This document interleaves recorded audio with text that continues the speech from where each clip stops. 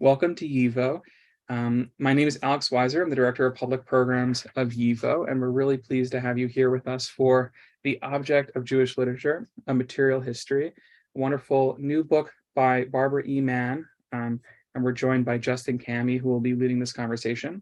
Before I hand it over to the two of them, just a very brief word about YIVO. We're a special place for the celebration and cultivation of Jewish history and Jewish culture. We have a library and archive with over 23 million documents and over 400,000 books, which are used by researchers around the world. And we bring the world of our collections and the world of the history and culture that is encapsulated by them alive with public programs like this, with classes, including a lot of Yiddish language instruction throughout the year, online and in person, as well as exhibitions and all sorts of wonderful things. So please continue to join us, to learn with us. And thank you for being here with us today. Let's get started. All right. Shalom Aleichem. I'm Justin Cammy of the programs in Jewish Studies and World Literatures at Smith College in Massachusetts. And I really want to thank YIVO for organizing this event. I know that Barbara and I have used YIVO's resources for many decades in our own work. And I had the pleasure recently of being with a group of my own students in Vilna and had the chance to not only visit the, alas, former site of YIVO, but to talk about its amazing history. So to be able to continue that today is really a pleasure. I plan to give my colleague and friend Barbara Mann most of the time today, and also you in the audience, opportunities for questions in the last 20 minutes or so. So Barbara Mann is the inaugural Stephen H. Hoffman Professor of Hebrew at Case Western Reserve University in Cleveland. Her areas of expertise include literary studies, critical theory, and modern Jewish culture. She was, and cultures, we should say. She was, until very recently, the Hannah Kesk Professor of Jewish Literature at the Jewish Theological Seminary, and before that, she taught at Princeton. Barbara's literary interests have been complemented in recent years by hands-on engagement with material culture and book and printmaking, and that's something that I always enjoy hearing when I get to meet with Barbara in person, how she gets her hands dirty in not only thinking about books, but actually making books. I again want to encourage you to buy this book that's signed by the author. You can buy it on Shopify, YIVO's Shopify site. It's not only a great read, but really a beautiful text. It has an amazing array of photographs of different journals and books. So, Barbara Mann, welcome. It's good to see you. Hi. And we're here to talk about the object of Jewish literature, a material history. We go back decades, Justin. Did you use that word decades to describe? I think it's at least 2 decades, maybe 3. Oh man, yeah. Okay. My hair is graying, as is my beard. I know, it's crazy. But why don't we get started with this amazing book? And in your acknowledgments at the very beginning of your book, you have a brief sort of part of a sentence where you talk about your ongoing fascination with stuff. I just love that line. And later you maybe make it sound a little bit more academic by talking about the materiality of literature. So how did you come to write this book, and why this topic now? That's great. Okay, thank you. I'm going to show some images while I speak, and I might move through them a little quickly. So just so the audience knows, and we can come back to any of them. But as a humanist, that is my field writ large. Let's just make sure we get. Here we go. As a humanist, I spend a lot of time in archives with stuff that looks like this, little tiny pieces of paper with scribbles on them. And also sometimes, and this is from YIVO, books and journals that have seen better days. And so I think my work over the years in the archives really sensitized me to this idea of the book, not only as an object, but as a kind of a vulnerable object, as an object that is crumbling, as an object that can be, sort of temporary, and even kind of endangered in a certain level. And so, there are lots of examples that we could show here, but I think that this sort of the accumulated work with books like this, not just for this project, but before as well, made me kind of begin to ask, what is what is the relationship between this kind of fragility or vulnerability in material terms and the stuff of the books themselves, what they're about. Now, it's true, I want to say, and this is, I explored this kind of pre-modern question in the book at length, but, Jewish cultures have a long-standing relationship with the text as a material object, right? There's a whole set of traditions in Judaic culture about how to handle certain texts, all with attention, not, also to the substance, but also to the book itself as an object. So this kind of exists, this sensitivity to the book as an object, or kind of an awareness of the potential sacredness of a text as an object, not just for what it says, but for its material qualities. It goes kind of way back. And I was really interested in my book in exploring what happens to this question of materiality in the book, precisely in the modern period, when you have this big event called Jewish modernity that unfolds over a number of centuries. And one of the qualities that happens, and I can talk a little bit more about this kind of relationship between religious expression and the secular, but one of the things that happens, I think, with Jewish cultural expression is that all of a sudden there are all kinds of other objects to pay attention to. It's no longer only about the book or about the text. And this is a painting that I talk about at length in the book. We could come back to it later if anybody's interested. A fabulous painting by Moses Sawyer called The Lover of Books. And I think that one of the things that is sort of happening in this painting is that you see this aging figure holding a set of folios, perhaps like a rabbinic or a Talmudic text. And, with this kind of inquisitive expression on his face, like, okay, those are the old objects. But then look behind him on the shelf and you see this array. It's kind of like, the spectrum of art history from the classical Hellenic period up until, photographs and more abstract cultures, more abstract depictions. So that this sense that the relationship between the text as an object and all kinds of new visual culture are somehow, shaping Jewish cultural expression in secular genres. I'm just going to stop there. I could go more, but I'm going to stop there for now. That's sort of that was the question. Every book begins with a question, and that was that's great. So maybe we can segue from that into how you then conceptualize this into a book of your own, sort of thinking about the materiality of the book into organizing a series of chapters that would make sense to you and to your readers. So maybe it's all under one roof. Yeah. So how are the different types of writing and publishing and materiality that you're interested in, how do you put that together? And maybe even as a lead question, there are a couple of things that we can hint at, because you have one chapter on modernism, well, several, but really one chapter that near the beginning that focuses on the question of what modernism might afford in terms of materiality, especially the materiality of language and the production of poetry as not only an aesthetic process, but a physical process. So you might want to answer that, elaborate on that for your audience.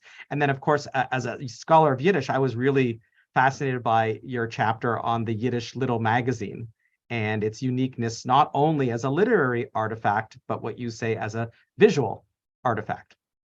Yeah, so that's great. I mean, I think, the key terms for me here, or the key organizing frame of the book, is the idea of genre, which is a kind of writing, a corpus of writing.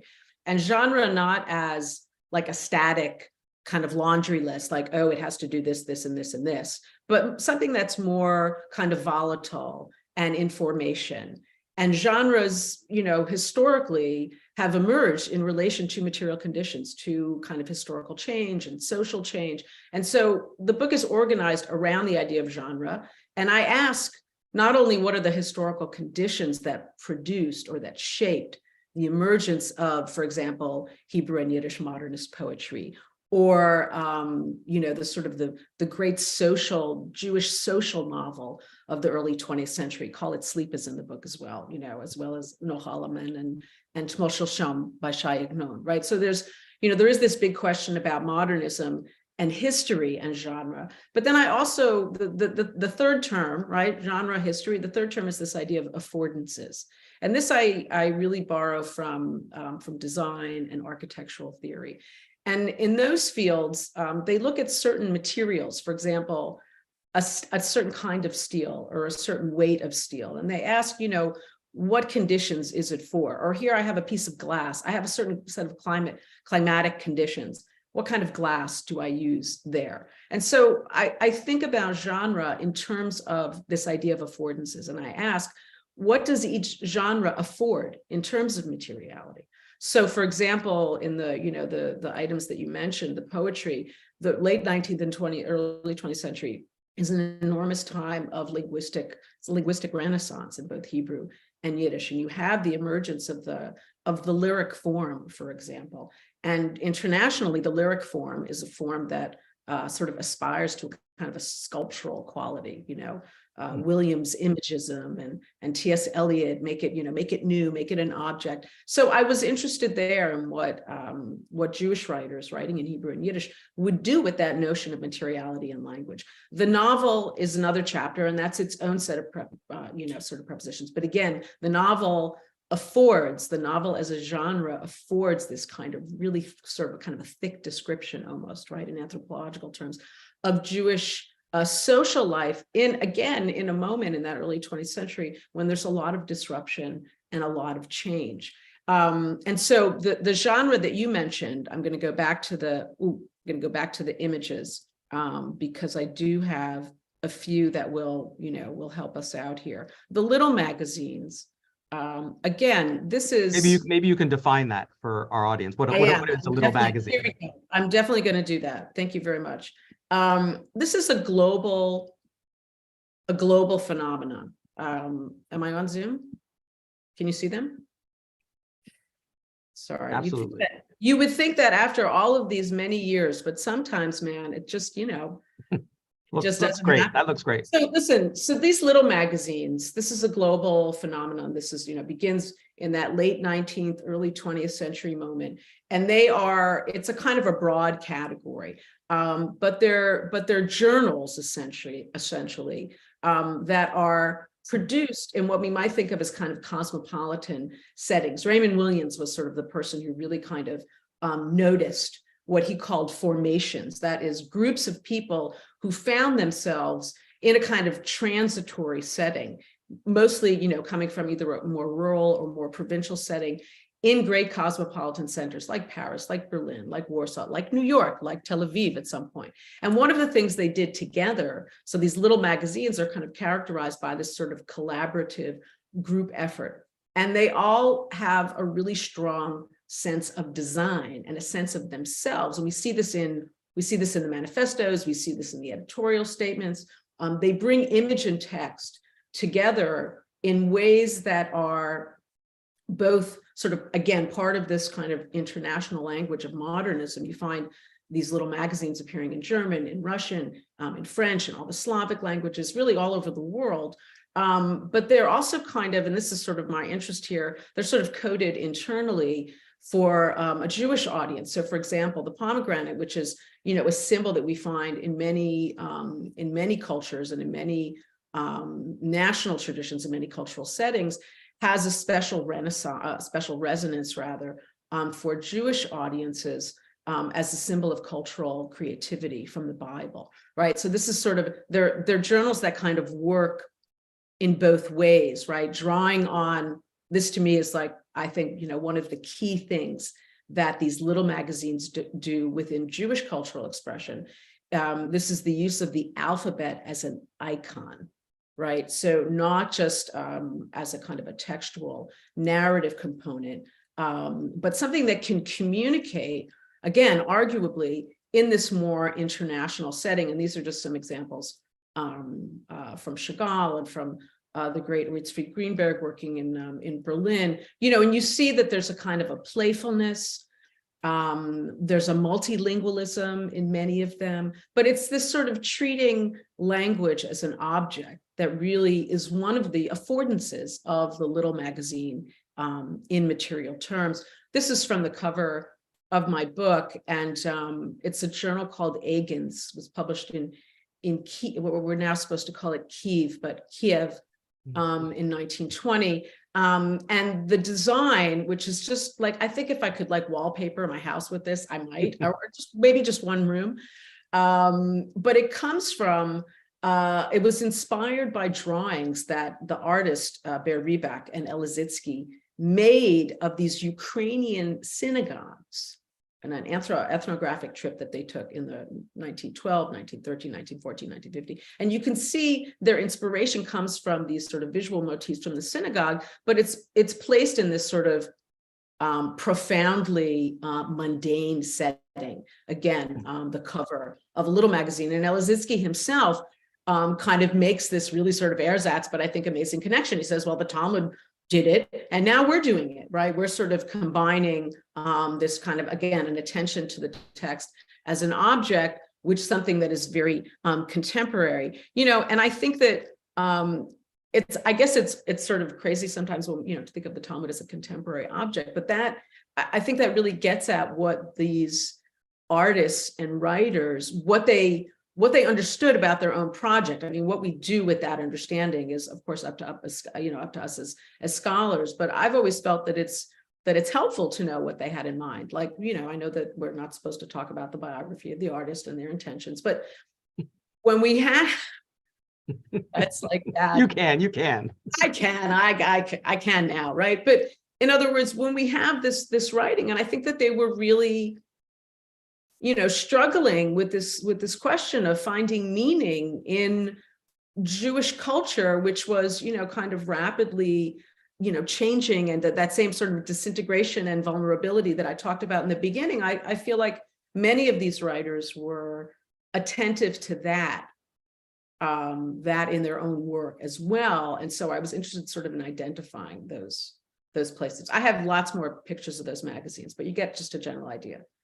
So I want to remind everyone while Barbara is speaking that we will have time at the end for questions. You can put your questions not in the chat, but in the Q&A, which is at the bottom of your screen, or in most screens it's at the bottom. So please ask those questions, and we'll be sure to get to as many as we can. But since you talk about how these artists visiting a synagogue then take some of those motifs and put them into an experimental magazine, you have so much of this book is about the relation between religious and cultural expression, right? So why is this so significant? And can you give an example of how this tension appears in some of the works you discuss?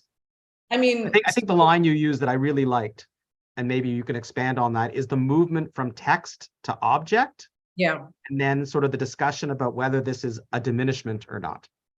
Well, I think that, all roads lead to Walter Benjamin and his notion of aura. He appears, by the way, in a really awful series on Netflix now. Maybe people in the audience have seen it, Transatlantic, kind of crazy. So he's kind of out there as a cultural figure, but his contribution, I would think, for me in my project is his notion of aura, and AURA, and he asks, what happens to the work of art in the age of mechanical reproduction? When you have, on the one hand, an opportunity to actually make a living as an artist and a writer, because you can print thousands of copies of what you've done and sell them, and then, take that money home. So that's kind of, I think, very appealing on the one hand for an artist, for a writer. And by the way, these little magazines, you can see some of them are really kind of flashy and grand, and others are like printed on recycled newspapers practically. So there is a kind of I've seen in some of the correspondence as well that they are kind of sensitive to the economic demands of the day. So this is at work. And also as artists and as writers, they're also sort of saying, well, if there's 1,000 copies of something that I've done, does it cheapen it somehow? So they were kind of, wondering what we might call the commercialization of art and of literature. They were kind of aware of that. And so Benjamin uses the term aura to describe what is potentially lost in the work of art when it is reproduced in this way. I'm kind of summarizing and condensing, a more complicated set of statements, but that's my takeaway. And he is not interested in religion per se, but he does talk a lot about tradition.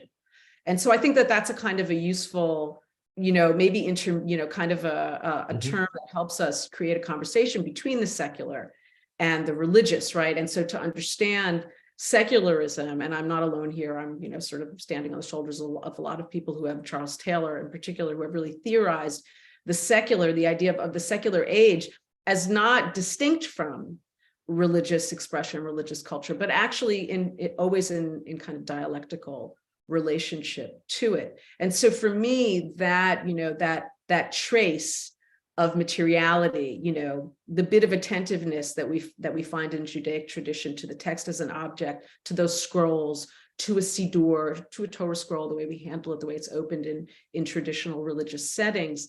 All of that, I think, I wanted to try and kind of locate it in these secular genres. There's nothing to do about it, right? I mean, lyric poetry is a secular genre, the novel, secular genre par excellence. The other ones sort of later in the book, the graphic novel and the artist book, in each of them, I'm sort of asking, where is that trace? Where's the aura? Where can we kind of locate it? Again, in relation to these sort of material, formal qualities. So it's not a project. I'm not trying to sort of capture these writers as religious in any way. But I think that in their work, they're really wrestling with these questions. Where's the aura? Where's the specialness? And if that is connected, as you can see in that synagogue, I think that's that synagogue, sort of the drawing becoming the cover of the magazine, or the alphabet, Chagall turning all these letters upside down. I mean, that's sort of, I think there are, it's not that it's sacrilegious. Right. Of course it's that, but it's so much more than that, right? But it's a way of, in a way, it's taking from the traditional sanctity of the Jewish book, of the traditional Jewish book, and resanctifying new forms and new genres, and appreciating them as such. I mean, I'm comfortable with that phrasing, the resanctification, because I think that if you are an artist, or even if you're not, in other words, I think that tension is kind of out there in cultural expression, that it has entered the commercial domain for better and for worse. But then there is still this sense of how is it connected, make it new. That's the modernist rallying cry. And I always like to remind people that there's an it there, make it new, right? So that you're not erasing the it, but you are kind of, rejiggering it, resanctifying it. I like that term.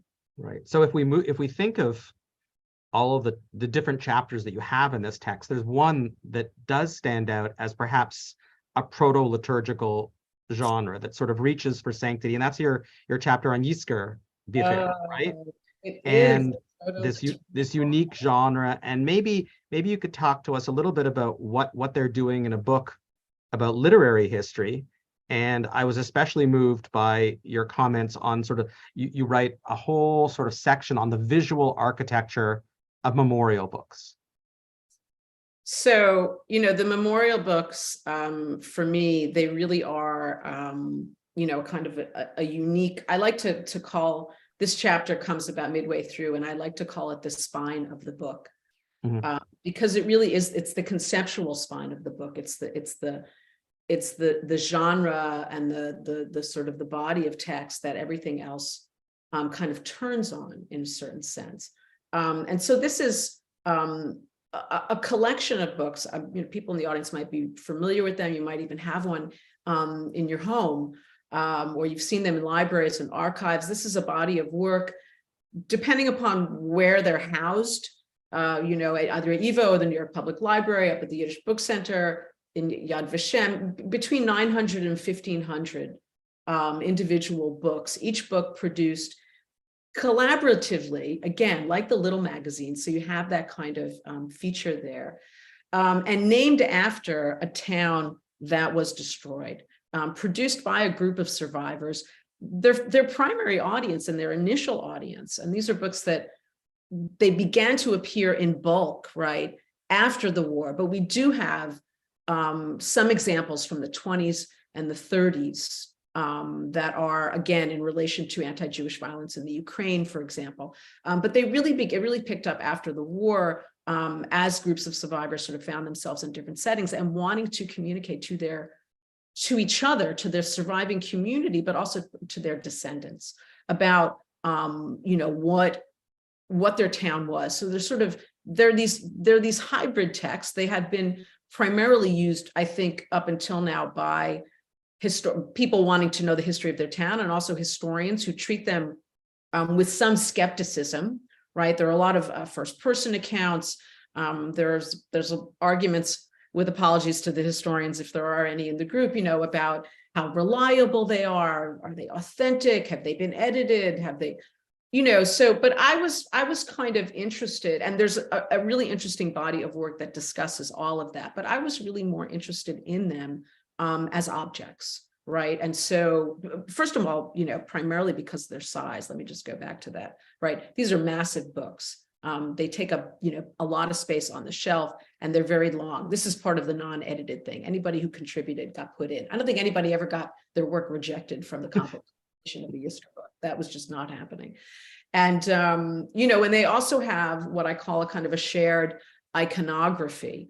And you can see, again, some of these are more in that proto-liturgical realm that you mentioned, but some of them, look like kind of Art Nouveau, again, wallpaper, or, sort of the art of the day. So there's there's a lot of ways in which they go, but they do have, I want to say also, a kind of a shared sense, and we see this in the prefaces to the books, of themselves as memorial objects, right? In the prefaces to the books, they often refer to themselves as either a tombstone, a matzeva, or a memorial candle in some respects. So they understand themselves as objects, right? And they are, my experience of them, I paged through about 300 of them in the old library of JTS, where they were out on the open shelves.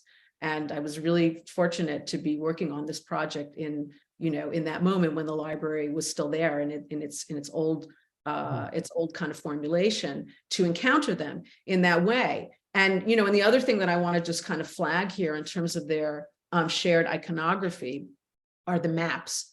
Again, I could just spend a long time with this, but I'll just show you a few examples. So they all do, most of them have some sort of a map, which documents or represents the town in some fashion. And they're in different languages, mostly in Yiddish, but sometimes you'll see German and Polish, and then later Hebrew and English in the maps, depending upon where the survivors who were creating the book, where they ended up and what they thought the reading languages of their descendants would be. But these are, I call them maps of memory. In other words, I suppose you could take them if you wanted to, and you could go back to your town and maybe find the intersections of certain streets, and where some of them I'll show in a minute are a little more detailed.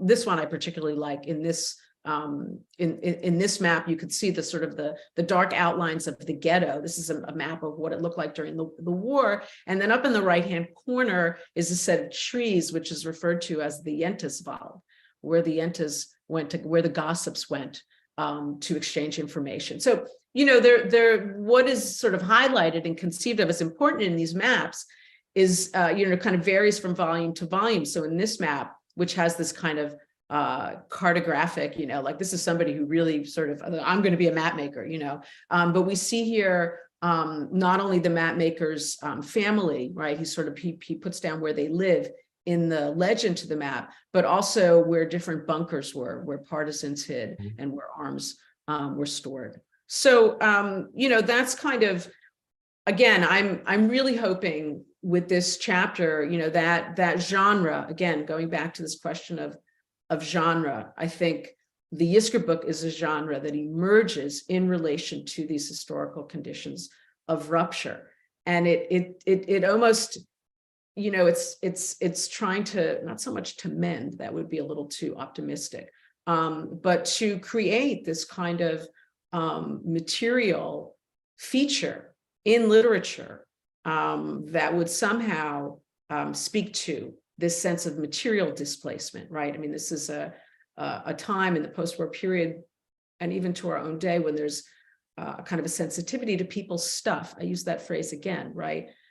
We like to, there's a lot of interest in what happened to the paintings and, the works of art and all of that. But remember, people had homes filled with pots and pans and towels and clothing and toys. And so all of that social world, I think, is, and the fact that it is now gone, relocated. I think that the Yisker books are also kind of speaking to that really tremendous material change. And in this case, the Yiskur the literature literally becomes the embodiment of memory. It becomes the collective matseva, and it's an amazing chapter because you're reminding us about the democratic nature of this genre. When you say that no one was edited out of this, we see the hand-drawn maps, and it's also different than some of the other genres that you talk about because here there was no attention to commercial aspects. Nothing. There was nothing. I mean, this wasn't about money making in any form. They were expensive, I think, to produce. Hugely. They were not inexpensive to produce, and they have, if people have access, you can go online. The Yiddish Book Center and the New York Public Library have put all of them online, but I would encourage you also to encounter them as objects. They're kind of magnificent. They're not crumbling, by the way, for the most part. In other words, they're bound pretty well. And so, they do, again, I'm curious also, I've not ever taken a poll in relation to this, but how people treat them when they have one in their home. Like, have you read it? Really? It's become a kind of a part of, like a mezuzah, or in other words, it's a part of this kind of ritual objects that people, and I again, I hesitate to use this word secular, but it's definitely kind of the post-war Jewish home. What does it have in it? This is a book that is sacred, sort of. Well, moving from that to what seems to be a very hot topic, at least among college-age students these days, the graphic novel, and your sort of sweeping read of the graphic novel and imagine space, and you look at graphic novels set in Poland and the United States and Algeria, ancient Persia, though that's just a few, and you have a line there about comics as a vehicle for history. Sort of the graphic novel as object, as a vehicle for something much beyond just the narrative that it's telling.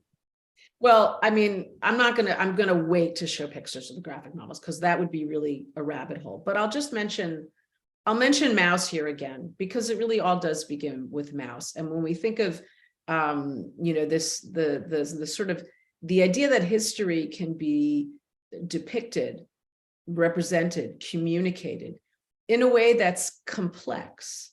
One of the things about Maus, or about Rutu Modan's The Property, or even Untersachen, right? All of these books are sort of, they're addressing history, but the interplay between text and image, first of all, they're very demanding to read, right? You have to read them slowly in order to really get to them.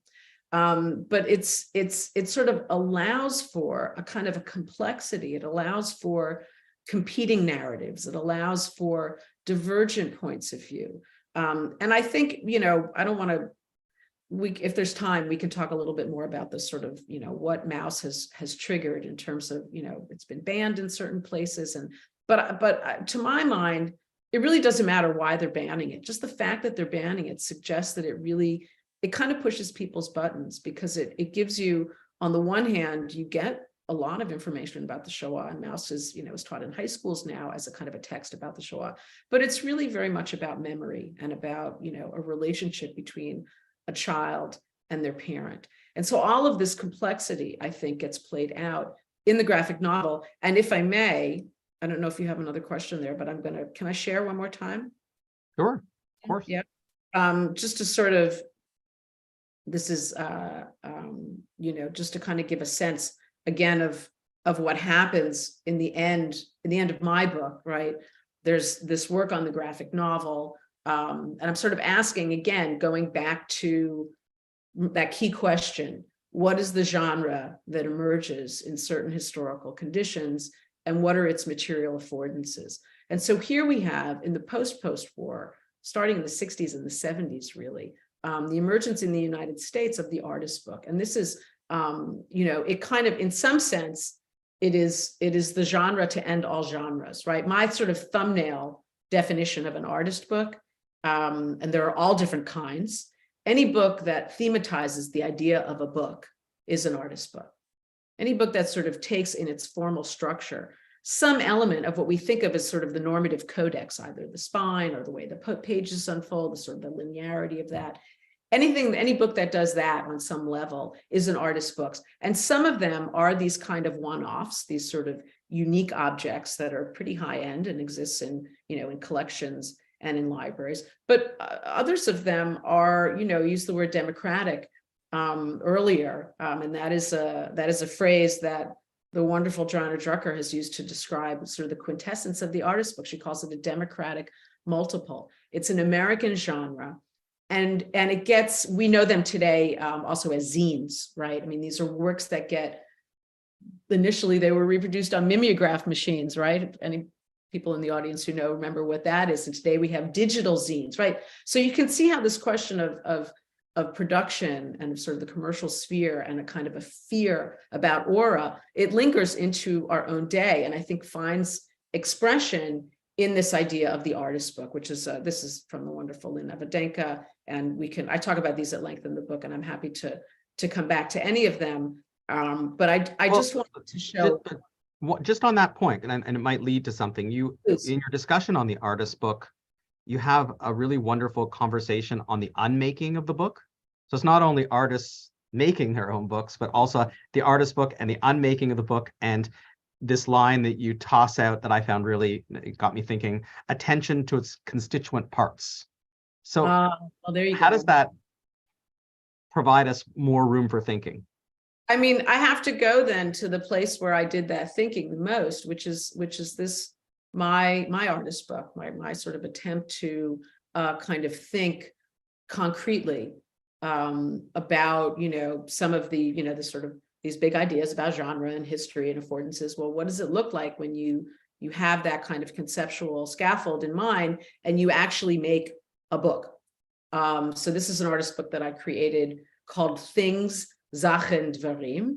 And you can see on the outside the gold lettering there, Dvarim referring to the biblical book of Deuteronomy, but also to this idea of stuff, of things, and the sort of some of the formal allusions here, wanting a kind of a gilded lettering that would bring me back to this idea of the Siddur, or sort of the sacredness of the text. But inside, when you open the box, right, Adrian Piper says, books are things that hold things, kind of drawing our attention really to the objecthood of the book in a really profound way. And so when you open my book, I've collected here different items. These are the constituent parts. There's a scroll, which has a biblical passage on it.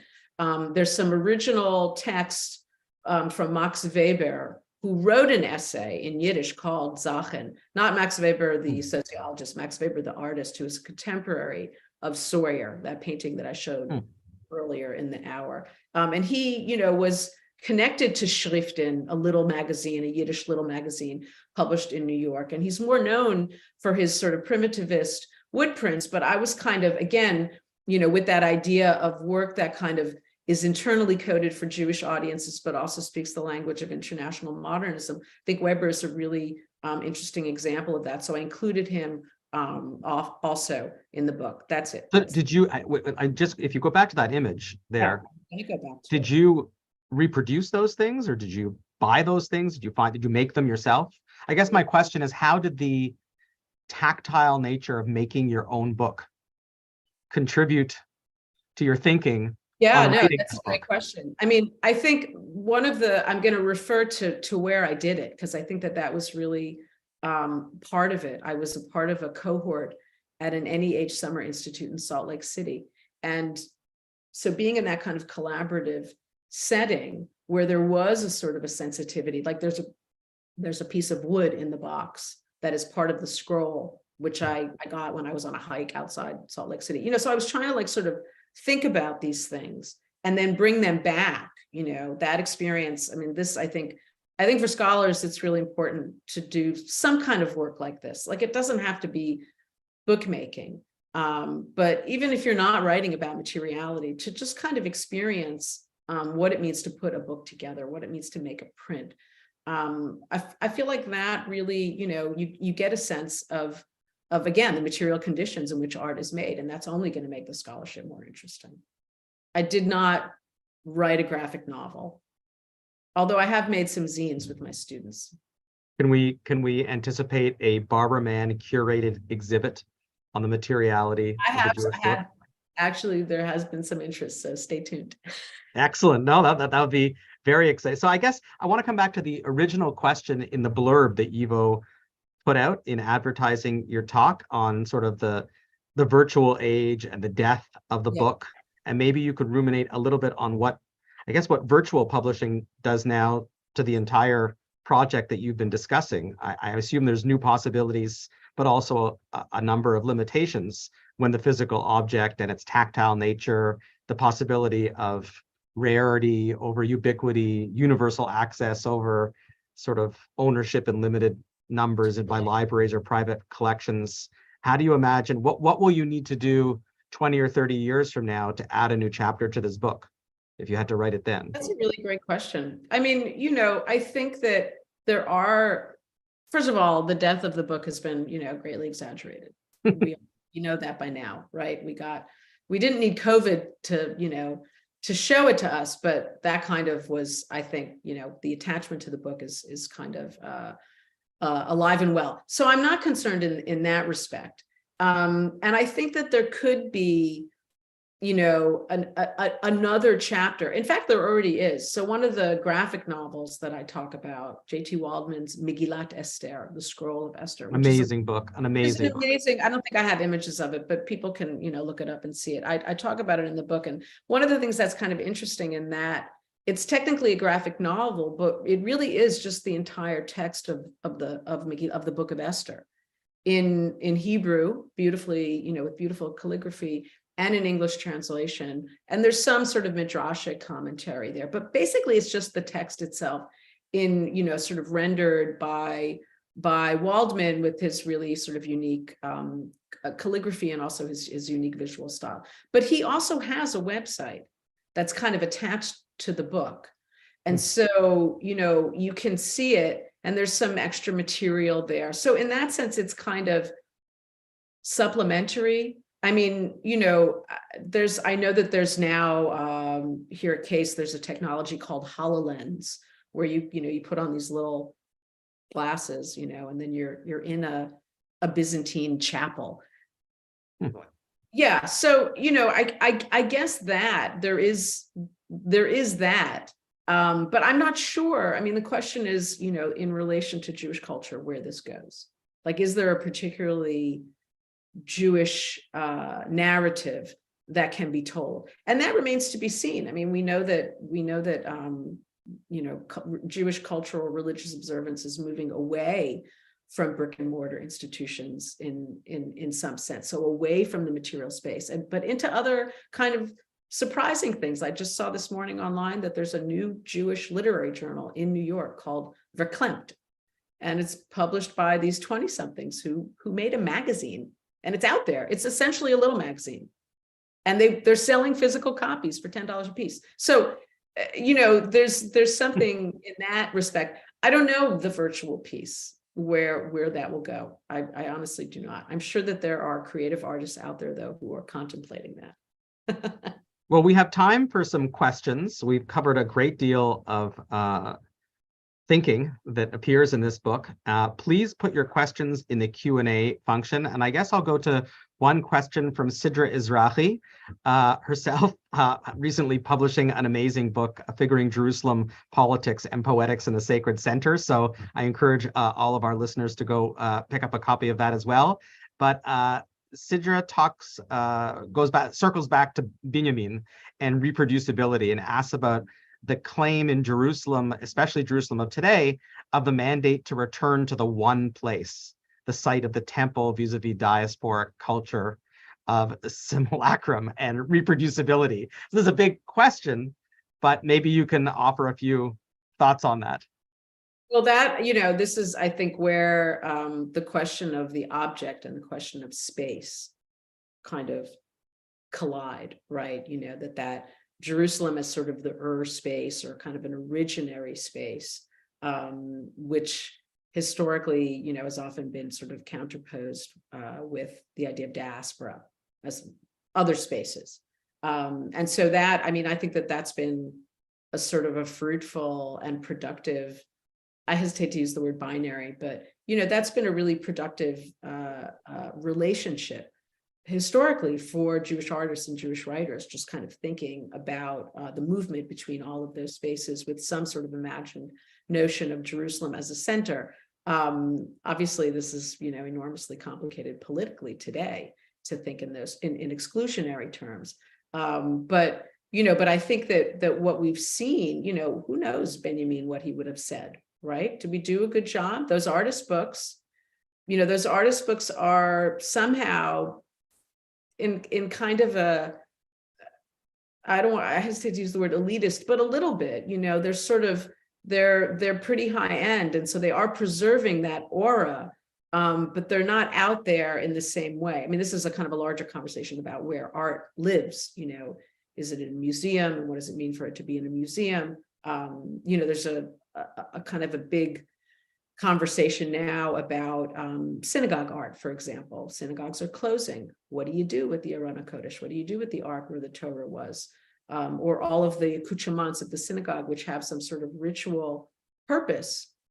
Do you put them in a museum? Do you give them to other places, right? So these are, I think that this kind of circulation of objects and spaces, this is a sort of a defining feature of Jewish cultural practice for millennia, but we're sort of feeling it maybe now in the way that we feel it, right, in our particular.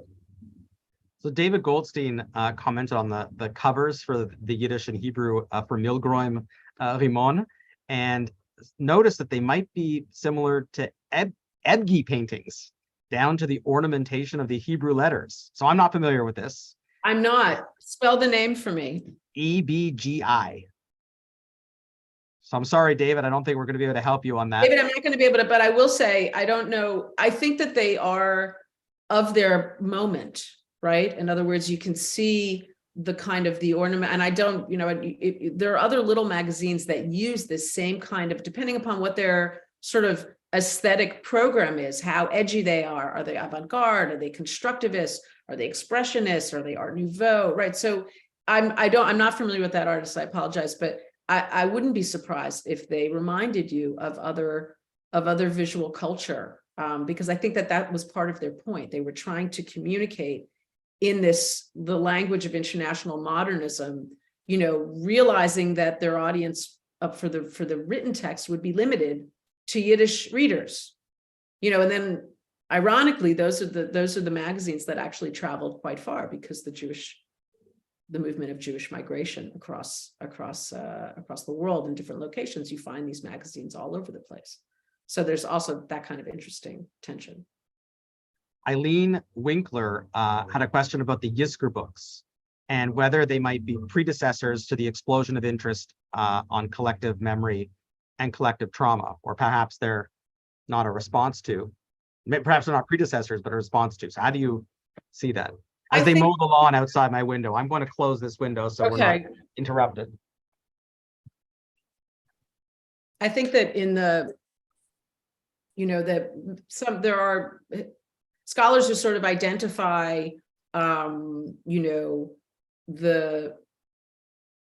the interesting collective memory as a term, or responses to trauma with the fall of the Berlin Wall and sort of the opening up of German culture in particular to thinking about the Holocaust and memorializing the Holocaust. Like that's one sort of important, I think, inflection point in thinking about these terms, collective memory.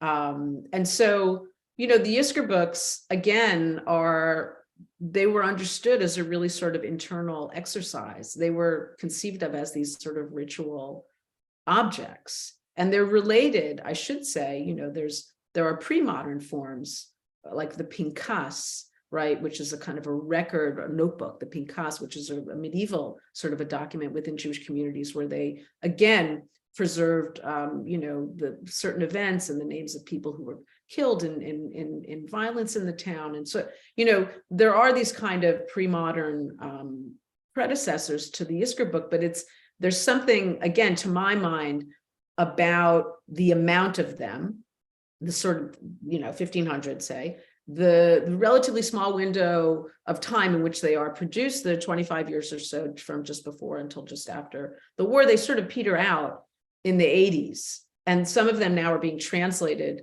There's a big project online. You can maybe somebody can find the link for this to, to put up. There's a big project online, Jewish Gen, about, translating them into English. There's actually a project in Poland where they're translating them, some of them into Polish, because it turns out the Poles also need to remember, and that these are the stories of towns that we think of as Jewish towns, but they also happen to be Polish towns. So there's a lot of microhistory and local history in these books, and they're really, again, of that particular moment. So for sure, they're there as a resource, I think, when we think about collective memory, national memory, and how, how nations, I think this is maybe what the question was kind of reaching for. Also, how nations remember and how they kind of come to terms with the past in certain ways. But here I would also just point you back to the graphic novels, who I think do a really excellent job of that as well. So is there anything in our conversation that we haven't touched on that you would wanted to communicate to potential readers about this book? Wow. Is there anything? Well, I hope it makes people read more, And I will say, I'll just go to, let me see if I can just find the cover again, to show people, because, when it sort of came out, I got to go back. Everybody can get dizzy for a moment. When the war started in Ukraine, I was just floored by, the fact that my book had, had just recently come out, and it kind of, I still am sort of just moved by the coincidence, and it is a coincidence, right, that the cover of my book features this object that was made in Kiev 100 years ago.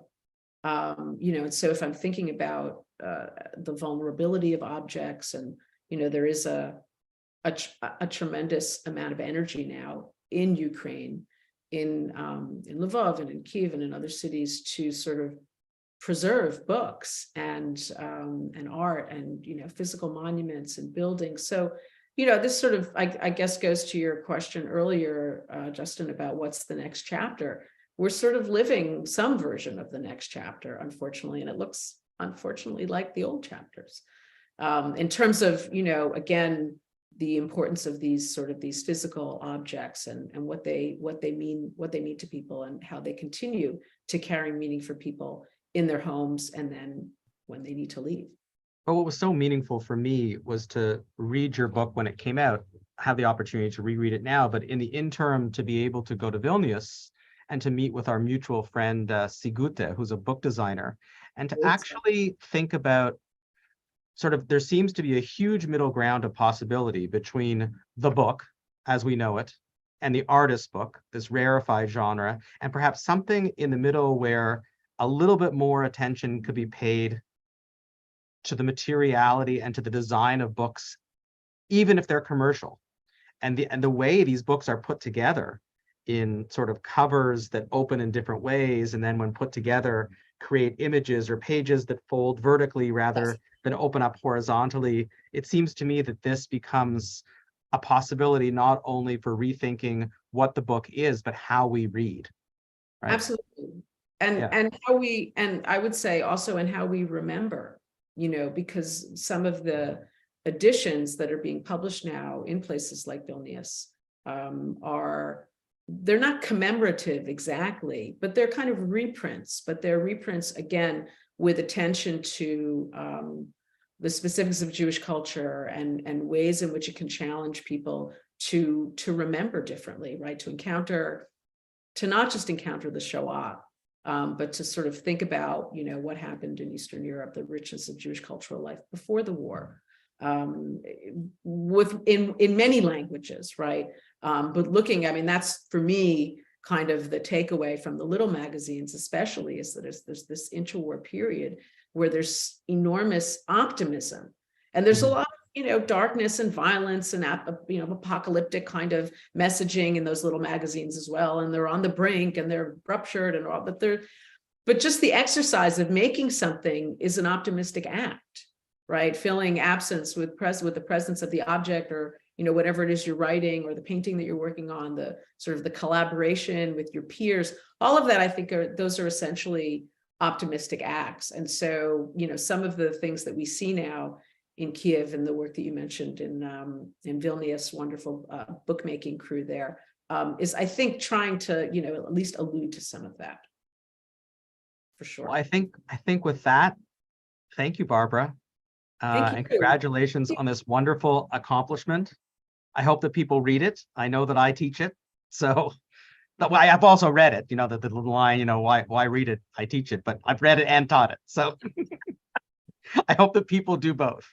Thank you so much, Justin. I appreciate, the conversation with you, decades and to many more decades. And thank you to the folks at YIVO for inviting me to come, to present my book in this setting, which is unfortunately virtual, but very meaningful for me because YIVO is such a special location and such an amazing group of people doing such important work. So I'm just really honored to be here. And thank you all for coming.